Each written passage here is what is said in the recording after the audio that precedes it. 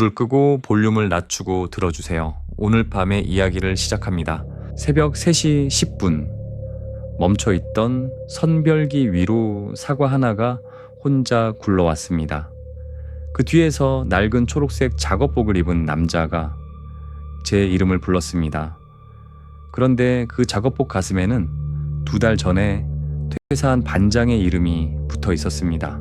저는 지방의 한 농산물 공동선별장에서 야간 시설 관리를 맡았습니다.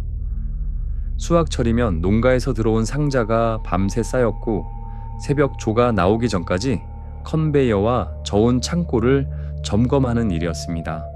건물은 길고 단순했습니다. 입고장, 선별 라인, 포장실, 저온 창고가 일자로 이어졌습니다. 야간에는 저와 경비 직원 1명만 남았습니다. 그날 경비 직원은 외부 차량을 확인하러 정문에 나가 있었습니다. 저는 선별기 전원을 모두 끄고 벨트 아래 떨어진 과일을 치우고 있었습니다. 그때 기계 안쪽에서 사과가 굴러온 겁니다. 남자는 벨트 반대편 어둠 속에 서 있었습니다. 모자를 깊이 눌렀어 얼굴은 보이지 않았습니다. 그는 제가 입사했을 때 잠깐 일했던 오 반장의 작업복을 입고 있었습니다. 오 반장은 허리를 다쳐 그만두었다고 들었습니다. 작업복은 회사에 반납했고 사물함도 비웠습니다.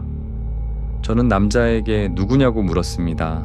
그는 대답하지 않고 제 이름을 한 번 더 부르더니 저온 창고 쪽을 가리켰습니다. 거기 새 상자가 잘못 들어갔어.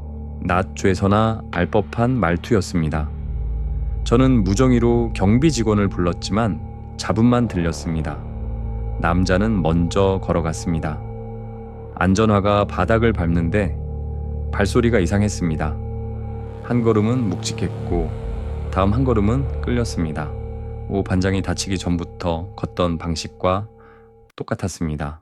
저온 창고 앞에는 출입 기록 단말기가 있었습니다. 카드를 대야 문이 열리고 이름과 시간이 남았습니다.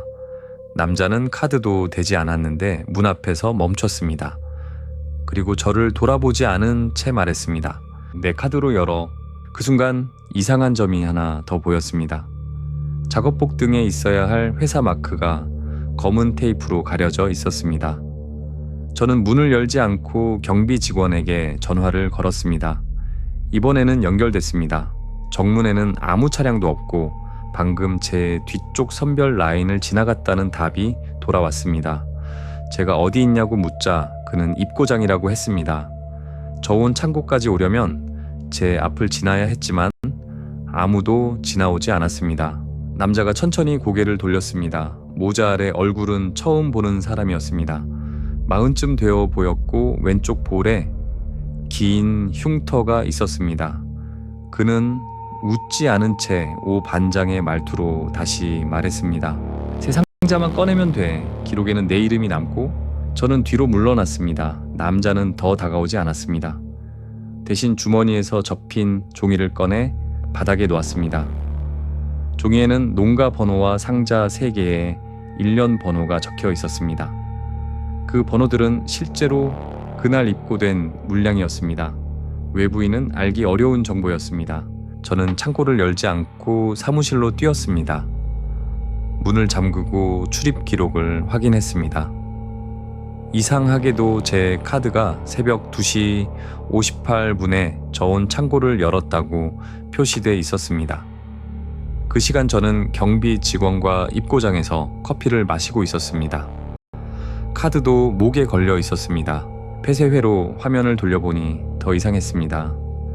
2시 58분 제가 저온 창고 앞에 서 있었습니다. 화면 속 저는 고개를 숙인 채 카드를 대고 문 안으로 들어갔습니다. 하지만 작업복 등에는 검은 테이프가 붙어 있었습니다. 얼굴은 모자에 가려졌고 걸음은 한쪽 발을 끌고 있었습니다. 경비 직원이 사무실로 돌아왔을 때 복대는 아무도 없었습니다. 우리는 경찰에 신고하고 관리자에게 연락했습니다. 관리자는 원격으로 창고 전원을 잠갔습니다. 아침 조가 도착한 뒤 여러 명이 함께 문을 열었습니다. 종이에 적힌 새 상자는 가장 안쪽에 가지런히 놓여 있었습니다. 상자 겉면에는 정상 제품이라고 적혀 있었지만 무게가 지나치게 가벼웠습니다. 안에는 사과 대신 새 작업복과 빈 출입 카드 여러 장이 들어 있었습니다. 작업복 가슴에는 직원들의 이름표가 미리 붙어 있었습니다. 제 이름도 있었습니다. 경찰은 누군가 물건을 빼돌리기 위해 내부 직원으로 위장하고 카드를 복제한 것으로 보았습니다. 창고 뒤 환기 통로의 잠금 장치도 잘려 있었습니다. 오 반장에게 전화를 걸자 그는 그 작업복을 분명히 반납했다고 했습니다. 그리고 퇴사 전에도 새벽마다 입고 수량이 조금씩 맞지 않았다고 말했습니다. 그가 문제를 제기한 뒤 사물함에서 카드가 사라졌고 며칠 동안 누군가 자신의 걸음과 말투를 흉내내며 뒤를 따라왔다고 했습니다. 허리 부상 때문에 그만뒀다는 설명은 회사가 직원들에게 간단히 전한 이야기였습니다. 실제로는 가족과 상의해 급히 지역을 떠난 것이었습니다. 경찰은 며칠 뒤 인근 창고에서 위조 이름표와 작업복을 찾았지만 그날 남자는 잡지 못했습니다. 제 출입 카드는 폐기됐고 야간 근무는 2명에서 3명으로 늘었습니다. 저온 창고의 기록도 영상과 함께 확인하도록 바뀌었습니다. 한 달쯤 지나 저는 낮 근무로 옮겼습니다. 마지막 야간 점검을 마치던 날, 새 카드로 사무실 문을 닫았습니다. 그때 꺼진 선별기 위로 사과 하나가 천천히 굴러왔습니다. 사과에는 작은 종이표가 꽂혀 있었습니다. 다음 작업복은 맞겠네. 저는 그 문장을 읽자마자 밖으로 나왔습니다.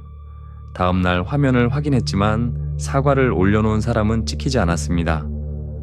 다만 새벽 3시 10분 정지된 화면 한쪽에 초록색 작업복을 입은 제 뒷모습이 6초 동안 서 있었습니다.